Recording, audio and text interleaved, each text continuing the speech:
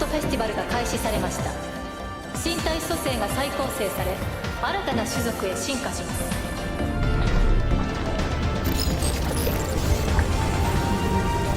Seperti di video sebelumnya, di video kali ini saya masih akan membahas mengenai asal-usul dari skill milik jagoan kita, Rimuru Tempest.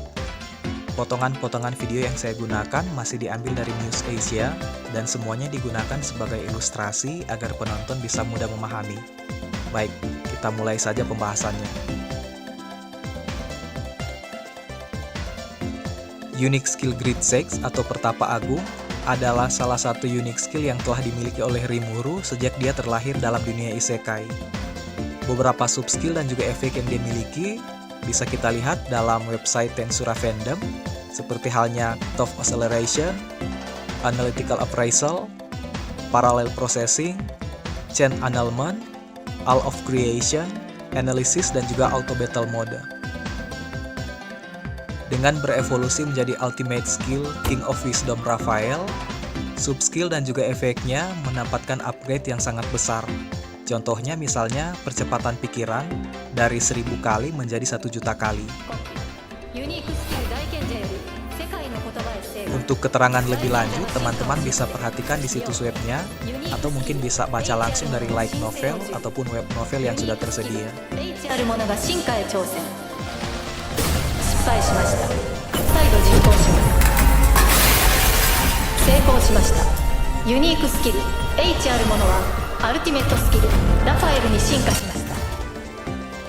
Nah, sekarang mari kita bahas tentang asal-usul dari Raphael. Nah, meskipun nama Raphael sangat terkenal dalam tradisi Yahudi dan juga Kristen, pada kenyataannya nama ini tidak pernah muncul dalam bagian teks kanonik versi biblikal. Nama Raphael bisa kita temukan dalam catatan-catatan atau kumpulan teks yang bukan bagian dari kanon, seperti halnya Kitab Tobit atau Book of Tobias yang ditulis pada abad kedua sebelum Masehi. Selain itu juga, nama ini muncul dalam The Book of Enoch di pasal 9 ayat yang pertama, dan dalam buku tersebut dia salah satu dari 4 malaikat yang disebutkan menurut namanya. Dan di kitab Tobit dia muncul sebagai salah satu dari 7. Nama Raphael sendiri dari akar kata Ibraninya berarti menyembuhkan, dan dapat diterjemahkan sebagai Tuhan menyembuhkan. Di kitab Tobit, dia adalah orang yang bertindak sebagai tabib dan mengusir setan. Dalam kitab Henokh, dia juga mengikat pasukan Azazel dan melemparkan mereka ke dalam lembah api atau Gehenna. Nama Raphael dalam Islam diterjemahkan atau diromanisasi menjadi Israfil, yaitu seorang malaikat agung yang sangat dihormati dalam tradisi Islam. Dalam eskatologi Islam, Israfil akan meniup trompet dari batu suci yang ada di Yerusalem untuk mengumumkan hari kebangkitan atau Yam al-Qiyamah. Malaikat ini digambarkan dengan trompet yang melekat di bibirnya, yang siap ditiup kapan saja saat Tuhan memerintahkan. Nama Israfil sendiri sebenarnya tidak ditulis secara khusus dalam Al-Quran, meskipun memang ada ayat-ayat tertentu yang menyebutkan mengenai malaikat yang siap untuk membunyikan trompet pada hari tersebut.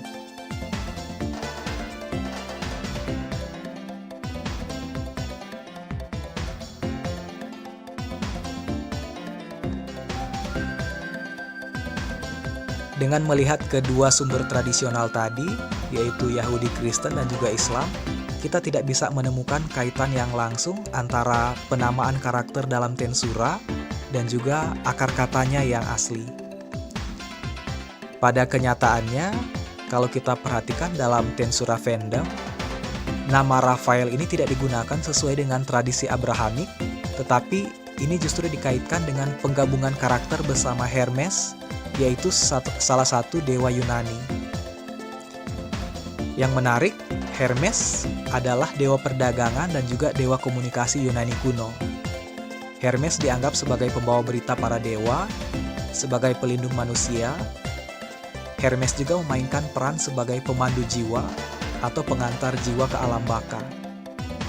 Kalau kita perhatikan sepanjang season yang telah tayang, ditambah dengan menggunakan ilmu cocokmologi, karakter Rimuru tampaknya lebih mirip dengan Hermes dibanding Raphael versi Abrahamik.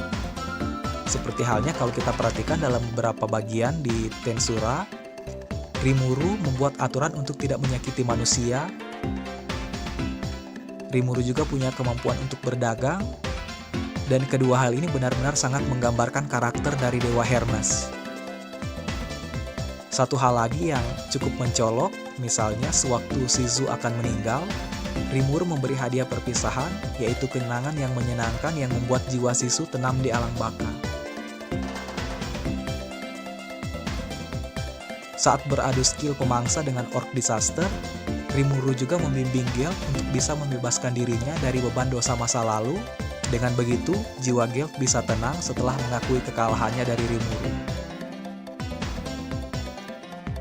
Satu momen penting juga, yaitu di mana saat Raphael yang menggunakan tubuh Rimuru membimbing jiwa-jiwa yang sudah mati kembali ke tubuh mereka masing-masing.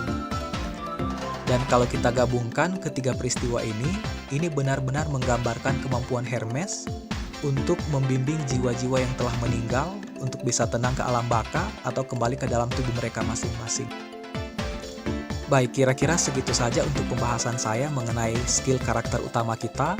Semoga bisa memberi sudut pandang yang baru buat para pecinta slime overpower Rimuru. Nah, dalam perkembangan ceritanya, baik Beelzebub yang dibahas sebelumnya dan juga Raphael yang barusan kita bahas akan berevolusi ke tingkat yang lebih tinggi lagi. Tapi kita akan bahas ini di waktu-waktu yang mendatang. Di video berikutnya, mungkin saya akan mencoba mengikuti pembahasan sesuai perkembangan dari light novel, yaitu mengenai seri skill malaikat. Jika kalian tertarik dengan pembahasan yang saya lakukan, saya mohon dukungan kalian untuk subscribe dan juga like agar channel sederhana ini bisa berkembang.